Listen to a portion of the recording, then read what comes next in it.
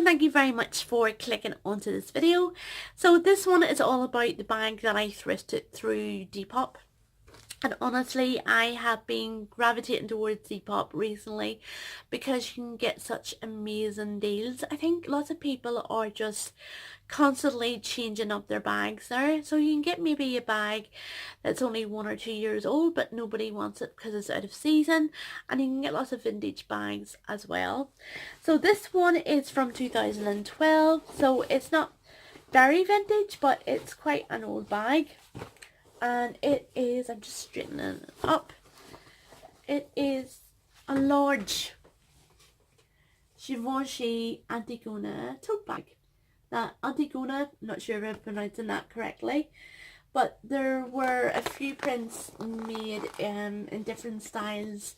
I think there's a smaller size of a tote bag, and I even think their classic Antigona bag, the one that all the bloggers have, I think it's available in this print as well. Now, when I was looking up handbag reselling recently, I seen this particular bag go for $800, and that's pre-loved. So that is completely amazing. This one I bought on Depop for £45. Yep. That completely a deal. But the reason why I got it so cheap was because there is condition issues with it. Now, they are major issues, but it's not so much so that the bag is an absolute write-off. I just think it's a little bit of a project, and definitely for somebody that is handy with a needle and thread, or if you do get something like this at a good price, then most cobblers, heel repair shops do alteration services as well and can fix bags. So if you hand it over to them, they can fix it at a reasonable price. And for £45, I think I actually might do that. Although I'm really handy with a needle and thread. And I might as well start and show you the major issue, and that is the corners. So as you see, this bag was really well loved. We go there, there, and there. So all four corners completely do need repaired. And as I say, I mean, if you were definitely keeping the bag for yourself, I would definitely give that a go.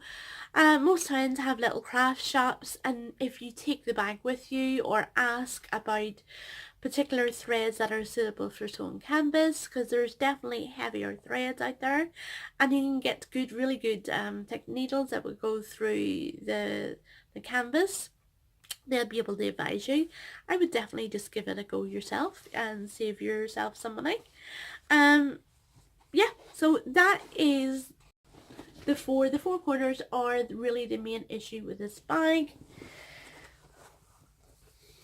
On the outside, the front and the back, there is no, I think the seller had it professionally cleaned, because I can actually, it smells amazing. I love the smell of that. So there is no pen marks, stains or anything on the outside. It's very, very, very clean. It looks a little bit faded. Now, as far as I know, this bag came in different options. I think there was a black option. This is the brown one, and the brown looks a little bit faded. Get a little bit closer. But that just blends in, I think, with the overall print of the bag. Just the antique looking cathedral print. The leather on the bag, it was well loved, but I think if I hit that with leather conditioner, it's going to buff most of that out and prolong the life of the leather on the bag.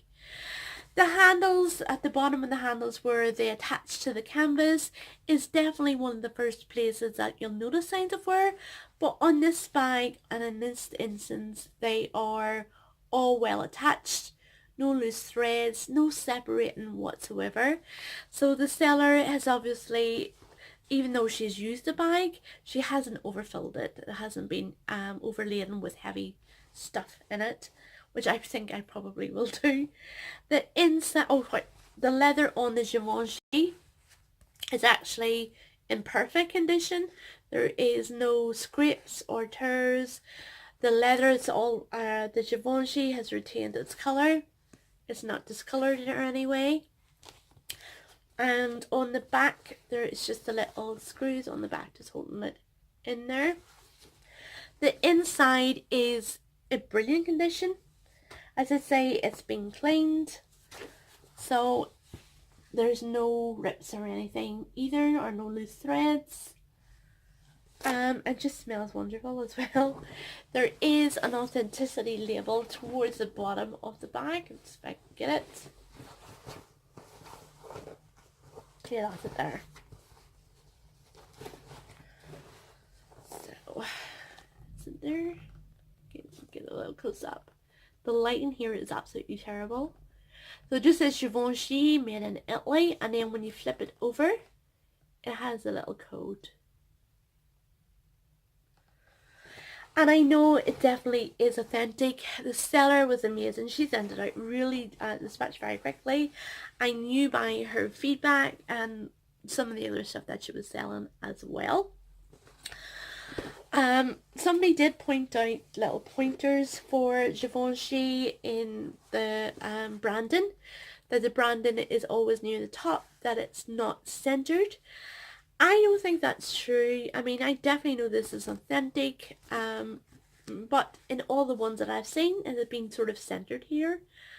I think what you do have to pay close attention to is the space in between the letters. Now, that's where I've seen replicas trip up. The spacing hasn't been quite right. And you really, to be honest, you really only notice it when you have an authentic, as you know, side by side a replica. Then you'll notice the difference in the spacing. But this is all above board, the little screws and the label.